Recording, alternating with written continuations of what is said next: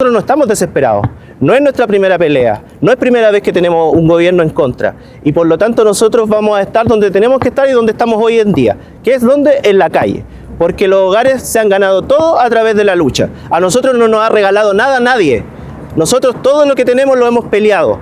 La beca indígena, los hogares que ya existen, la creación de nuevos hogares son demandas que nosotros no vamos a transar, independientemente del gobierno que esté y del presidente que esté.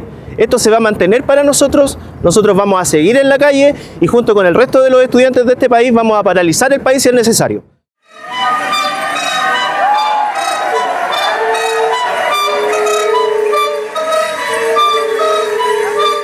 Fuera de Junaep para manifestar nuestro malestar con la nula respuesta que hemos tenido por esta entidad nuestras negociaciones.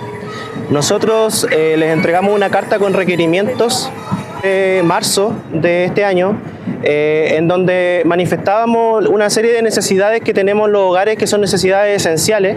Me refiero a necesidades como de alimentación, de seguridad, de infraestructura y también de saneamiento, porque hay muchos espacios que están en muy malos estados. A nivel nacional nosotros somos una organización nacional que tiene hogares a lo largo de todo el país.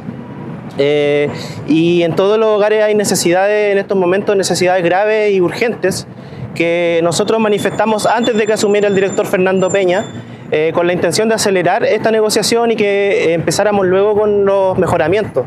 Pero lamentablemente por distintas razones no se ha dado esta posibilidad. Posterior a eso, la circular número 16 del Ministerio de Hacienda que sacó el ministro Quirós enrareció todo el ambiente, ya que manifestó, de hecho en la circular aparece nuestro programa, el programa de hogares, y se menciona que va a ser recortado. Por tanto, obviamente a nosotros eso nos preocupa de sobremanera, porque finalmente eso es lo que permite a nosotros sobrevivir como hogares a lo largo del país.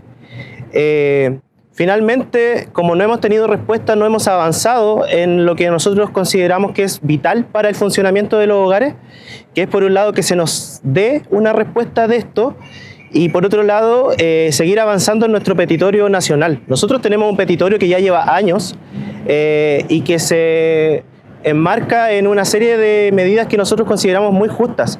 Tenemos una beca indígena desde el año 2022 que no ha sido reajustada nominalmente, y por lo tanto no tenemos certeza de que se va a hacer este año tampoco con este tema de los recortes.